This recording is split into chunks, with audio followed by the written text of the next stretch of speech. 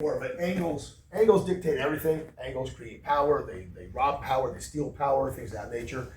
So if for some reason my hands go to the mat, if we look at our position, when the elbow is over the wrist, we're in trouble.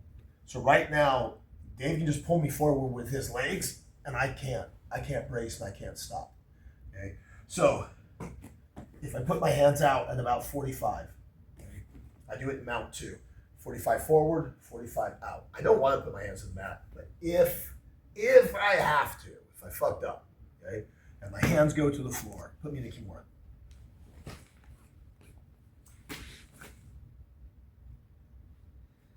You're pretty stable there. Put me in a Kimura. Come on.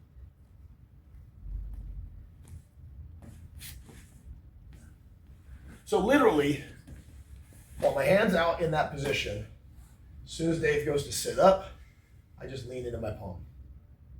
Okay, I'm not going to leave my hand on the floor. I need friction between my hand and the floor, because at that moment in time, every time Dave is trying to push on my arm, he's just pushing my hand deeper into the floor. But you can't elbow. I mean, if you drew a straight line here and a straight line here, there's probably 10 inches in between. The closer my elbow gets, okay, all of a sudden that hand's slipping, and he's going to get me. It's easy. But when you start to learn, when I put my hands out like this, and that's why, like sometimes, you know, like in a live roll, like when we're just doing like rolls today, sometimes I'll deliberately put my hand out and then grab it, and just to say, how long can I hold him here? How long does it take him? In a lot of instances, the answer is you can't. So when I'm in, I go, oh no! Now I'm gonna let Dave grab the Kimura. Yep, come get me.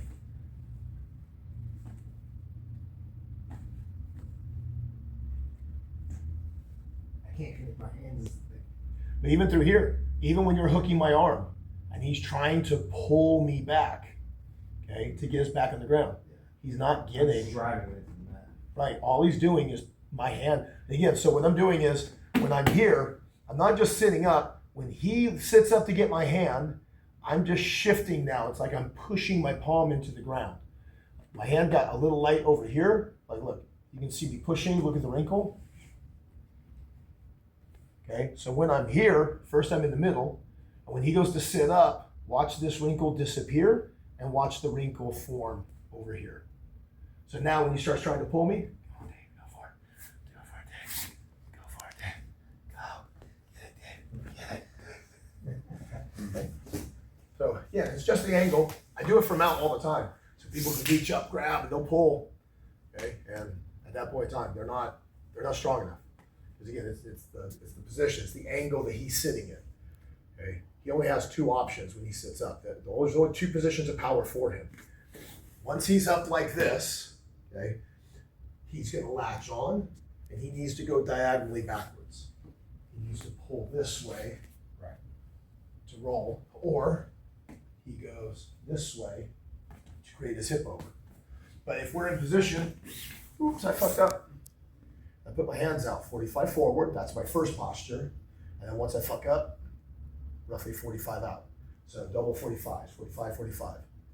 Okay, and again, when you look at where's my elbow in relationship to my wrist, they're nowhere near each other. The closer they get, the more straight up and down they come, the weaker you get. So the further away I can keep them apart, the stronger I get. So do that with your partner. Put your hand. I have to take time to aim. If you just go, as we're going, hit that wall. Okay, it's way easier.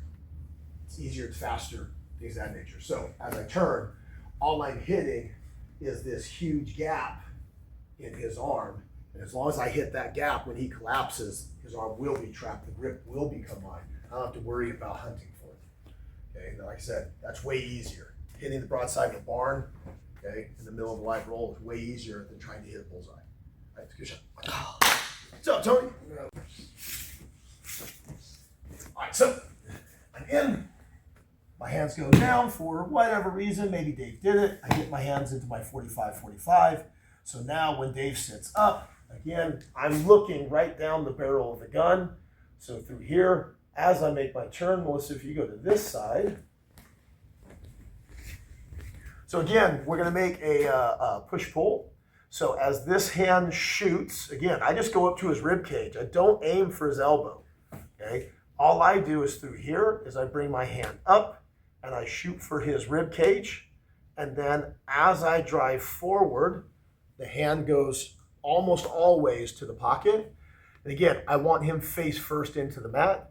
And as I drive, I yank my left hand to freedom. So as I drive in, I drive and my hips square up, okay?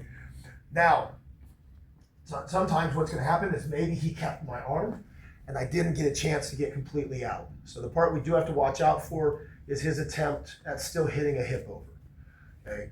So through here, just like with anything else, okay? So if I shoot on Jake and Jake sprawls, which hip goes heavy, Jake? The opposite side. Okay, define what's the opposite side. So I guess if you shot in and I'm like in this stance, So, then this so let me stance grab you. will come down. So let's say my head's over here and I grip.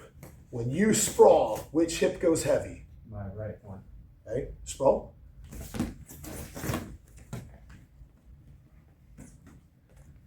Okay, now go with the other one. Sprawl. Because which side is going to lift? Well, generally speaking, in most cases, so let's say it doesn't matter what it is, underhook, butterfly, whatever. In most instances where my head is the driver. So if there's no pressure pushing down on my head, what stops me from driving? If I put a butterfly in on Dave, which hip is going to get lifted first? It's the one where the butterfly exists. Okay. So when I'm here, if Dave's got me, oh no, and I go here, and now he goes for a hip over. If I drop my left hip, I'm going for a ride. Okay. Dave starts to go for his hip over. He's driving. Oh. If I drop my left hip, I go for a ride. Because if you think about it, one, what direction is he trying to take me? And then two, if he drops the hip that's on that same side, that basically is creating a roll that goes in the direction that Dave wants me to go. Okay. So,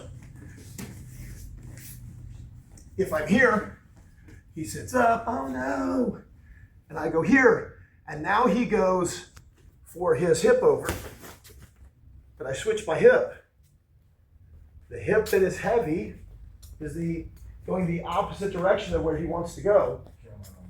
So now if he continues to try to push, okay, now when I get to my knee, I'm literally okay. Okay?